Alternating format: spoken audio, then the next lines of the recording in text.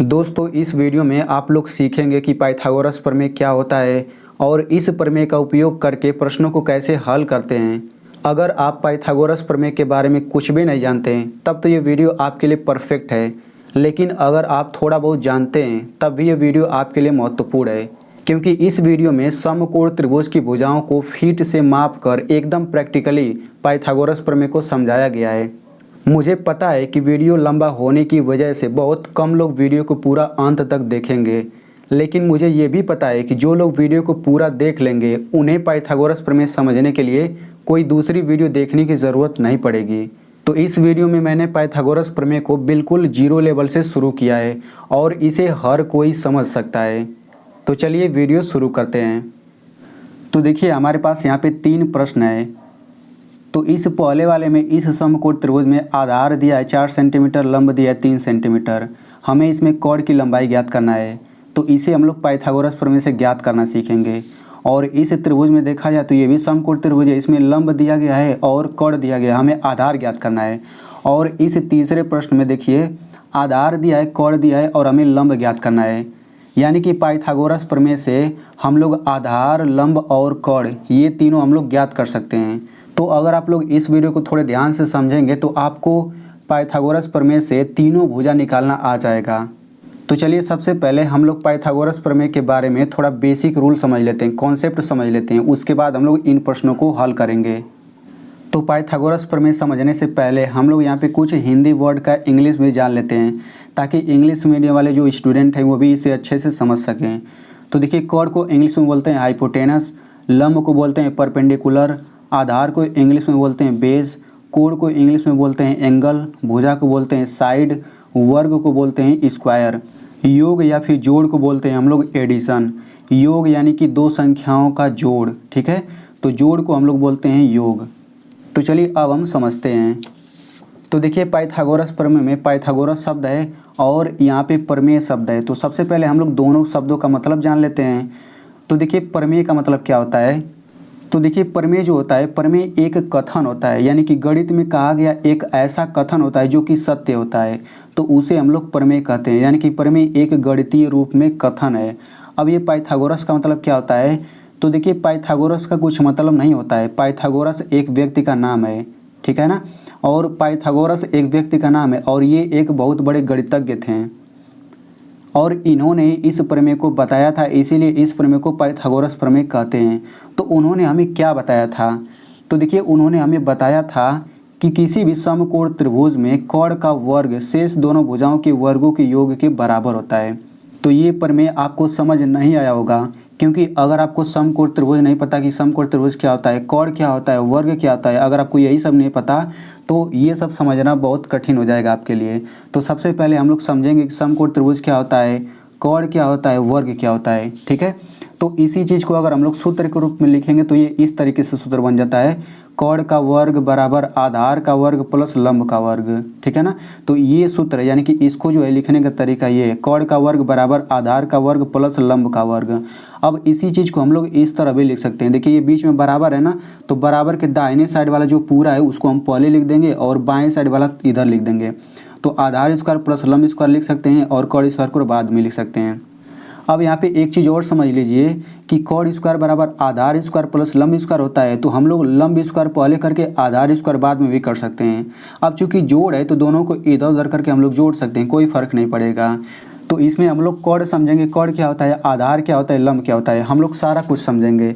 तो सबसे पहले यहाँ पे देखिए दिया गया है समकोण त्रिभुज। तो समकोण त्रिभुज क्या होता है। तो देखिए इसका परिभाषा होता है ऐसा त्रिभुज जिसका एक कोण 90 अंश का होता है उसे समकोण त्रिभुज कहते हैं। ऐसा त्रिभुज जिसका एक कोण 90 अंश का होता है उसे समकोण त्रिभुज कहते हैं। यानी कि अगर हमारे पास त्रिभुज दिया गया है और अगर हमें बताना है कि वो समकोण त्रिभुज है कि नहीं है, तो हम उसके कोणों को देखेंगे। अगर कोणों में से किसी एक कोण का मान 90 अंश है, यानी कि कोई एक कोण अगर 90 अंश का है तो वो एक समकोण त्रिभुज हो जाएगा। एग्जाम्पल के लिए यहाँ पे एक त्रिभुज है, तो त्रिभुज में 3 भुजा होता है और 3 कोण भी होता है। देखिए एक कोण यहाँ पे, दूसरा कोण यहाँ पे, तीसरा कोण यहाँ पे। तो हमें बताना है कि ये समकोण त्रिभुज है कि नहीं। तो इसमें देखिए तो ये कोण 90 अंश का है, इसकी परिभाषा के अनुसार एक कोण 90 अंश का रहता है, तो उस त्रिभुज को हम लोग समकोण त्रिभुज कहते हैं। तो ये समकोण त्रिभुज हो गया। इसमें देखा जाए तो ये एक 90 अंश का कोण है तो ये भी समकोण त्रिभुज हो जाएगा। इसमें देखें तो ये 90 अंश का कोण है तो ये भी समकोण त्रिभुज हो जाएगा। इस त्रिभुज में देखें तो इसमें 90 अंश का कोण नहीं है तो ये समकोण त्रिभुज नहीं होगा। तो आई होप आपको समझ आ गया होगा कि समकोण त्रिभुज कैसे पहचानें। अब यहाँ पे ये समझ लेते हैं कि ये कोण क्या होता है, आधार क्या होता है, लंब क्या होता है। तो सबसे पहले हम लोग समझ लेते हैं कि कोण क्या होता है। तो देखिए यहाँ पे कोण जो होता है 90 अंश कोण के सामने वाली भुजा को कोण कहते हैं। यानी कि 90 अंश जो कोण होता है उस कोण के सामने वाली भुजा को ही हम लोग कोण कहते हैं, ठीक ना। अब जो कोण होता है वो सबसे लंबी भुजा होती है, ठीक है। तो यहाँ पे सबसे पहले कोण हम समझ लेते हैं। तो देखिए 90 अंश के सामने वाली भुजा को ही हम लोग कोण कहते हैं। तो इस त्रिभुज में देखें तो 90 अंश के सामने वाली भुजा ये है तो इस भुजा को हम लोग क्या कहेंगे, इस भुजा को कहेंगे कोण। इस त्रिभुज में देखें तो 90 अंश के सामने वाली भुजा ये है तो इसको हम लोग कहेंगे कोण। और इस त्रिभुज में 90 अंश के सामने वाली भुजा ये है तो हम लोग इसको कोण कहेंगे। और इस त्रिभुज में 90 अंश का कोण नहीं है तो इसमें कोण नहीं होगा। यानी कि ऐसा त्रिभुज जिसमें एक कोण 90 अंश का रहे उसी में कोण होता है, आप हमेशा याद रखिएगा। तो कोण आप समझ गए। अब समझते हैं आधार क्या होता है। तो देखिए किसी भी समकोण त्रिभुज में ध्यान से समझिएगा, किसी भी समकोण त्रिभुज में जो नीचे वाली भुजा होती है उसी को हम लोग आधार कहते हैं। तो इसमें कोण ये हो गया, नीचे वाली भुजा ये है तो हम लोग इसको क्या कहेंगे, इसको कहेंगे आधार। इस त्रिभुज में कोण ये हो गया, नीचे वाली भुजा ये तो हम लोग इसको कहेंगे आधार, ठीक है। अब यहाँ पे लंब समझ लेते हैं। तो कोण ये हो गया, आधार ये होगा, तो जो ये बचा भुजा है इसी को हम लोग क्या कहेंगे, इसको लंब कहेंगे। इस वाले में देखिए ये बचा तो इसको हम लोग कहेंगे लंब। अब बहुत लोग सोचेंगे कि इसमें लंब और आधार क्या होगा। तो देखिए हमने आधार का परिभाषा क्या देखा कि सबसे नीचे वाली भुजा को हम लोग आधार कहते हैं। तो इसमें देखें तो यहाँ पे नीचे वाली भुजा तो कोण है। तो जब ऐसे नीचे वाली भुजा कोण हो जाती है तो हमें पता है कि इन दोनों में से कोई आधार होगा कोई लंब होगा। तो जब इसमें कन्फ्यूजन रहता है तो हम क्या करते हैं, इसको आधार मान लेंगे, इसको लंब। चाहे आपकी मर्जी, इसको आधार मानिए, इसको लंब, कोई फर्क नहीं पड़ेगा, आप किसी को मान सकते हैं। क्योंकि नीचे वाली भुजा आधार होती है तो नीचे वाली भुजा इसमें कोण है, क्योंकि 90 अंश के सामने वाली भुजा तो कोण फिक्स ही रहेगा हमेशा। तो इसमें आप आधार किसी को मान सकते हैं। तो हम लोग आधार इसको मान लेते हैं और लंब इसको मान लेते हैं। तो इस तरीके से अब आप कोण, आधार और लंब पहचानना सीख गए। अब यहाँ पे हम ये समझ लेते हैं कि वर्ग क्या होता है, ठीक है। तो इन सब को समझने के बाद जब हम इसको समझेंगे तो और अच्छे से समझ आ जाएगा।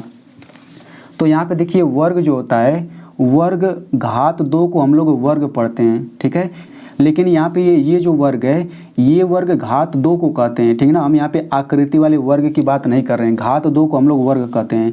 अगर 3 का वर्ग आपसे पूछे तो आप 3 पर 2 घात लगा देंगे और 3 पर 2 घात का मान होता है 3 का 2 बार गुणा तो 9 हो जाएगा।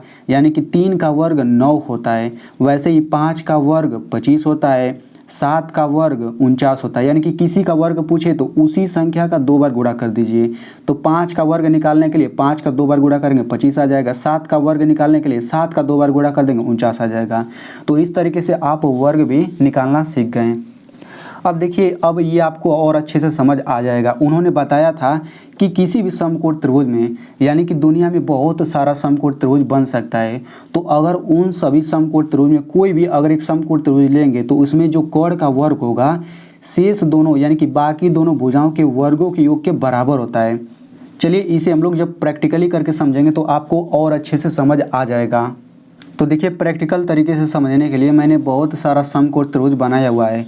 तो हम लोग यहाँ पे त्रिभुज की भुजाओं को सबसे पहले नाप लेंगे। तो देखिए यहाँ पे एक समकोण त्रिभुज बना है, यहाँ पे ये एक 90 अंश का कोण है, यानी कि ये एक समकोण त्रिभुज है। अब ये दोनों कोण कुछ भी हो सकता है, हमें उससे मतलब नहीं है।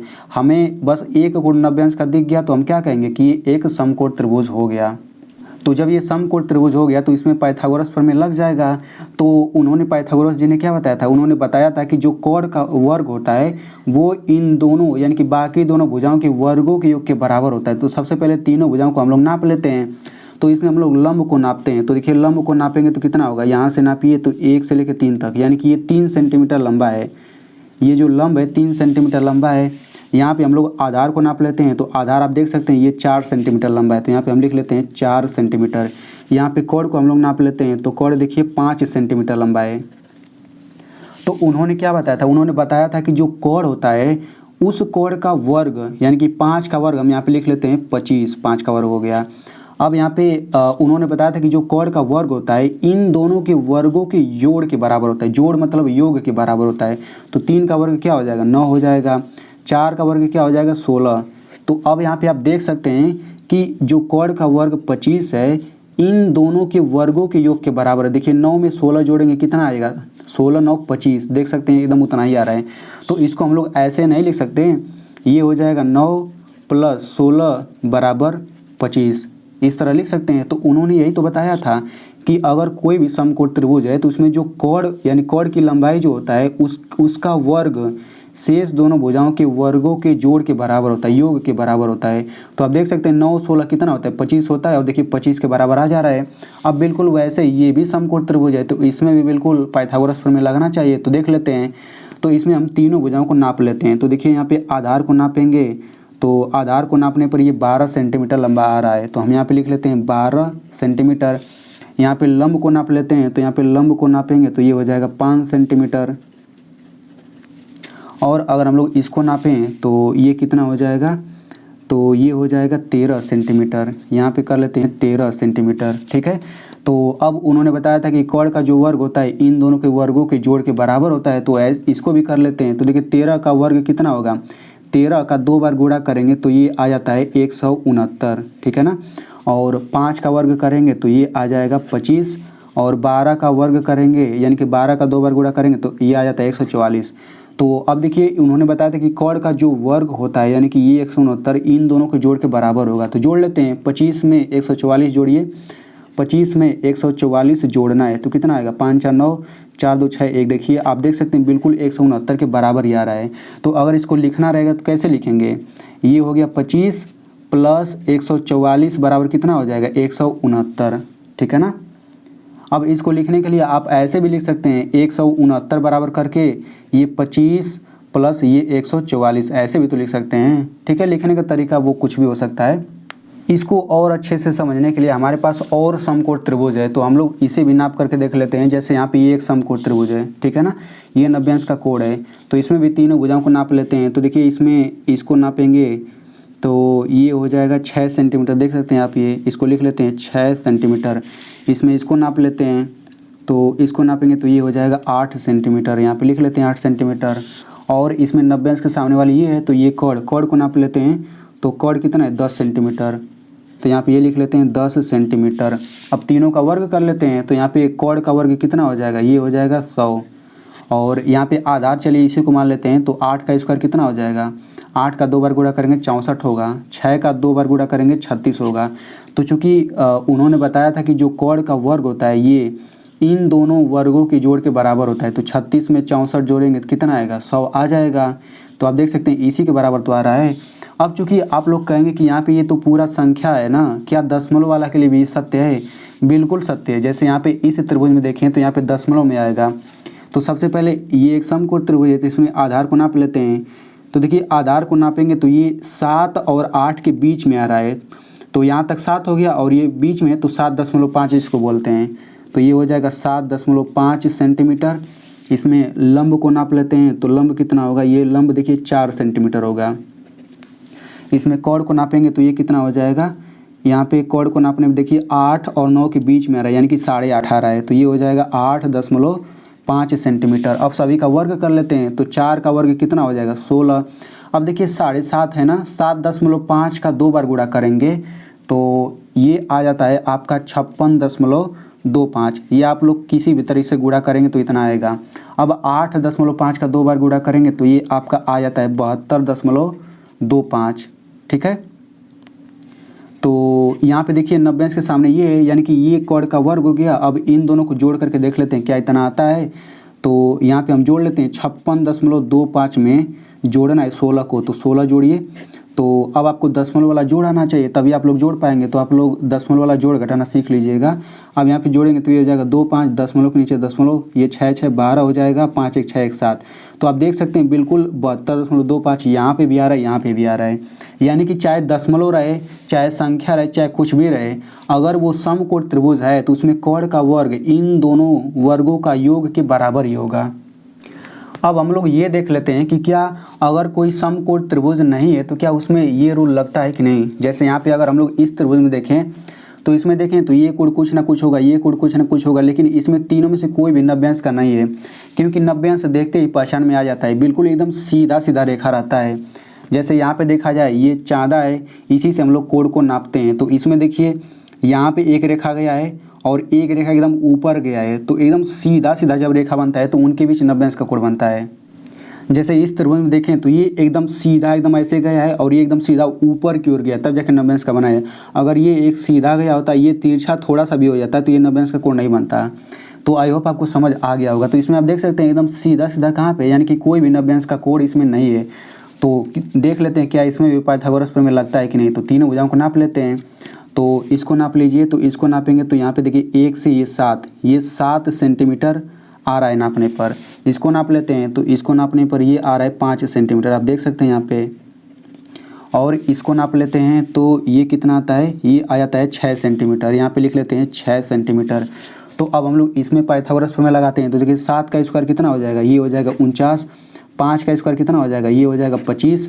और 6 का स्क्वायर कितना हो जाएगा, ये हो जाएगा 36। तो इसमें सबसे बड़ी संख्या 49 है। तो हम लोग इन दोनों को जोड़ करके देख लेते हैं क्या 49 के बराबर आता है। तो 25 में 36 जोड़ेंगे, 6 5 11, 3 1 6 1 7, ये तो 71 आ रहा है। तो देखिए ये दोनों बराबर नहीं आ रहा है, यानी कि ये जो रूल है पाइथागोरस का वो केवल समकोण त्रिभुज में ही लगता है, यानी कि उसमें एक कोण 90 अंश का रहना चाहिए। तो आई होप आपको ये बिल्कुल अच्छे से समझ आ गया। चलिए अब हम लोग सवालों को हल करते हैं। तो देखिए यहाँ पे एक चीज़ और समझ लीजिए, त्रिभुज चाहे कितना भी बड़ा क्यों ना हो, यहाँ पे मैंने इस पेज के बराबर लिया है, ये बहुत बड़ा भी आप ले सकते हैं। एकदम रियल लाइफ में अगर आप जितना बड़ा त्रिभुज बना सकते हैं उतना बड़ा त्रिभुज बना लीजिए, लेकिन वो समकोण त्रिभुज रहना चाहिए। तो उसमें भी पाइथागोरस प्रमेय लागू होता है। जैसे इस त्रिभुज में हम लोग लगा करके देखते हैं क्या इसमें पॉसिबल है कि कोण का वर्ग इन दोनों वर्गों के योग के बराबर आता है कि नहीं आता है। तो चलिए हम लोग इसमें देख लेते हैं। तो यहाँ पे इसको नापेंगे तो देखिए 1 से शुरू होकर के 10, यानी कि लंब कितना है, ये आ रहा है 10 सेंटीमीटर। चूँकि देखिए ये तो हम फीट से नाप रहे हैं तो ये सब सेंटीमीटर में है। अगर आप रियल लाइफ में लेंगे तो वो सब मीटर में चाहे किलोमीटर में नापेंगे तो भी सही है, समझ गए ना। तो ये सब सेंटीमीटर में हम लोग नाप रहे हैं। अब इसमें कोण को नाप लेते हैं। तो यहाँ पे कोण को नापेंगे तो यहाँ से 1 से लेकर के देखिए पूरा 26 तक है। यहाँ पे देखिए 26 तक, तो पूरा कितना हो जाएगा, ये हो जाएगा 26 सेंटीमीटर। अब यहाँ पे हम लोग आधार को नाप लेते हैं। तो आधार को नापेंगे तो ये कितना होता है, देखिए यहाँ पे 24 सेंटीमीटर। तो यहाँ पे लिख लेते हैं 24 सेंटीमीटर। अब सभी का वर्ग कर लेते हैं। तो 26 का वर्ग यानी कि 26 का 2 बार गुणा करेंगे तो ये आ जाता है 676। आप लोग वर्ग कर लीजिएगा। अब 10 का वर्ग करेंगे तो ये आ जाता है 100। और यहाँ पे 24 का वर्ग करेंगे तो ये आपका आ जाता है 576। अब चूंकि पाइथागोरस जी ने बताया था कि जो कोण का वर्ग होता है वो इन दोनों वर्गों के जोड़ के बराबर होता है। तो 100 में 576 जोड़िए।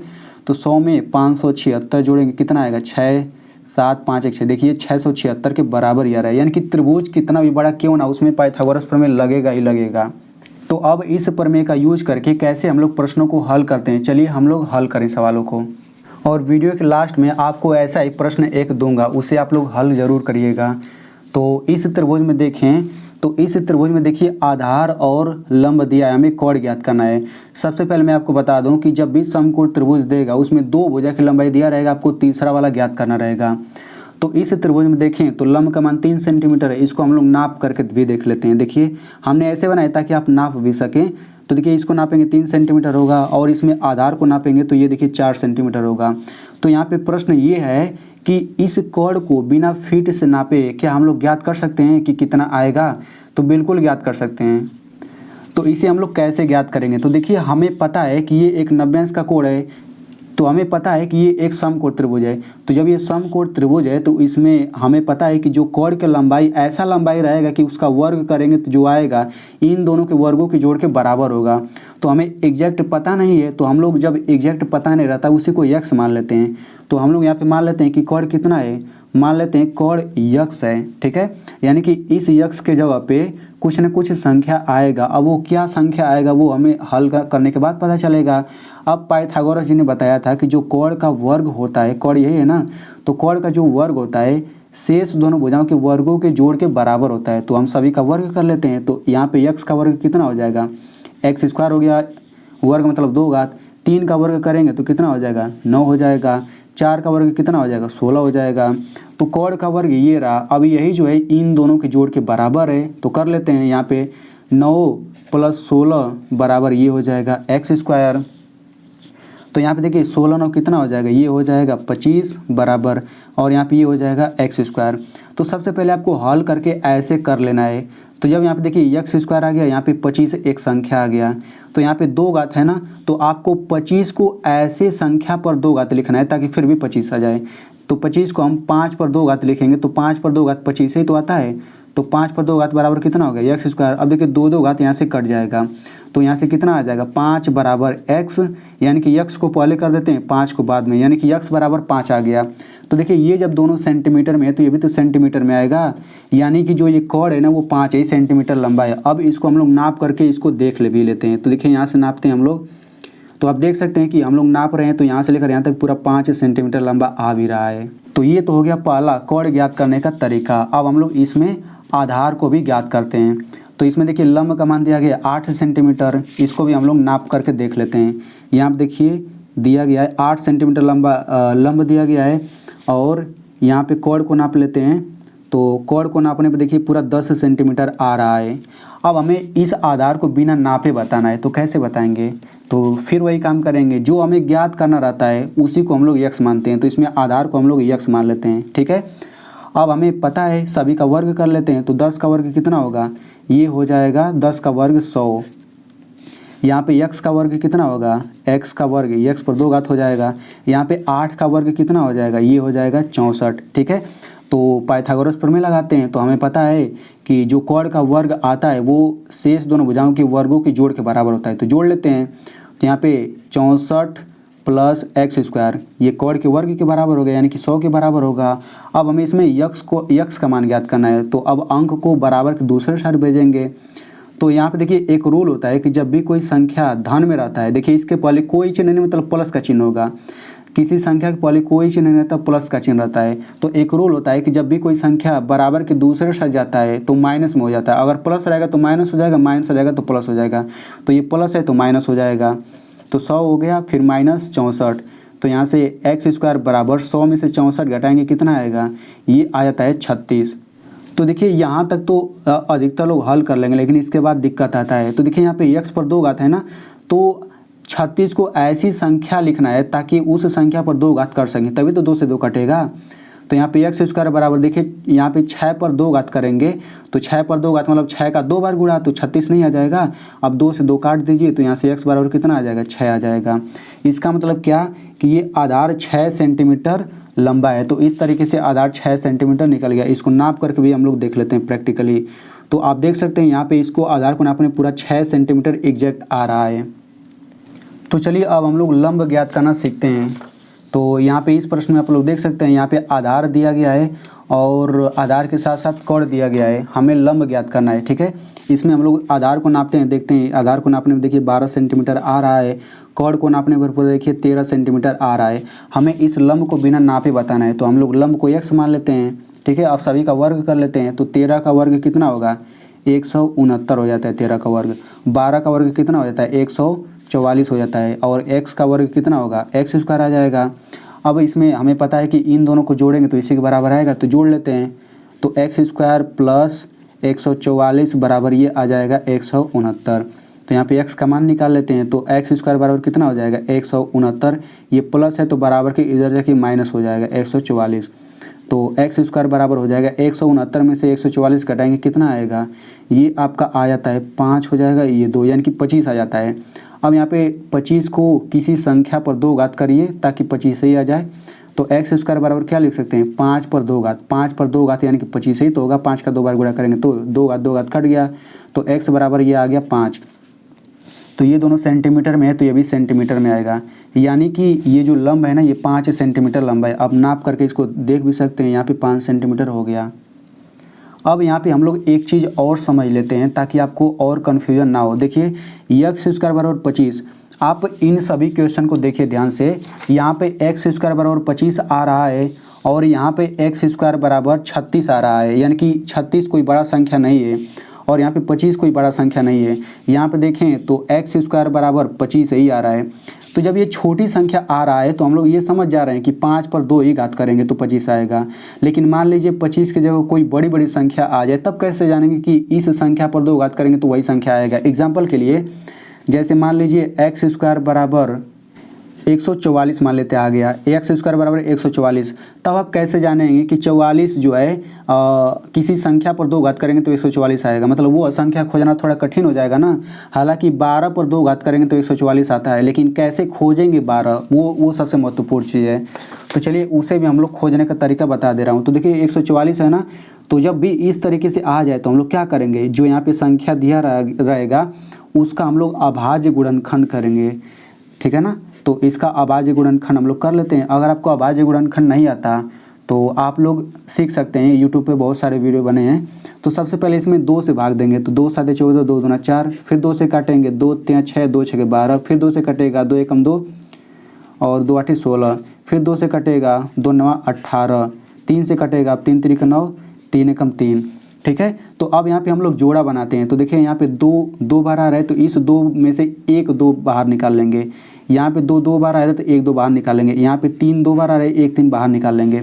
अब जो एक एक जोड़ा बताया इन्हीं सभी का गुणा कर लेंगे, 2 दूना 4, 4 तिया 12, ठीक है। अब यानी कि 12 पर 2 घात करेंगे तो 144 आएगा। तो एक्स स्क्वायर बराबर क्या हो जाएगा, 12 पर 2 घात। अब 2 घात काट दीजिए, तो यहाँ पे एक्स बराबर कितना आ गया, 12। चलिए एक और हम लोग एग्जाम्पल लेकर समझ लेते हैं। मान लीजिए हल करते समय एक्स स्क्वायर बराबर आ गया 196। तो कैसे हल करेंगे, तो 196 जो है यहाँ पे हम सबसे पहले इस तरह लिख लेंगे, ठीक है। तो 2 से कटेगा ये, तो 2 9 18 हो गया और 2 8 16, फिर 2 से कटेगा, 2 चौक 8, 2 9 18, फिर 7 से कटेगा, 7 7 49, 7 एकम 7। अब फिर जोड़ा बनाएंगे, तो देखिए 2 2 बार आ रहा है तो 1 2 बार निकला, 7 2 बार आ रहा है, यहाँ पे 7 बार निकला, यानी कि इन दोनों का गुणा करेंगे, 7 दूना 14, यानी कि 14 का 2 बार गुणा करेंगे तो 196 आ जाएगा। तो 2 घात काट दीजिए, तो यहाँ पे एक्स बराबर कितना आ गया, 14 आ गया। तो आई होप आपको पूरा अच्छे से हर एक चीज़ समझ आ गया होगा। तो चलिए अब मैं आपको सवाल देता हूँ, आप लोग उसको ज़रूर हल कीजिएगा।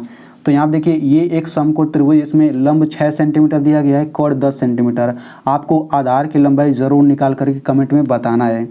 तो देखिए मैंने आपको इतना सरल तरीके से समझाया है, बस आप लोग एक काम ज़रूर करिएगा, इस वीडियो को एक लाइक कर दीजिए और इस वीडियो को अपने दोस्त के साथ ज़रूर शेयर करिए, क्योंकि अगर आप इसे अच्छे से समझ गए हैं तो आपका दोस्त भी इसे अच्छे से समझ जाएगा।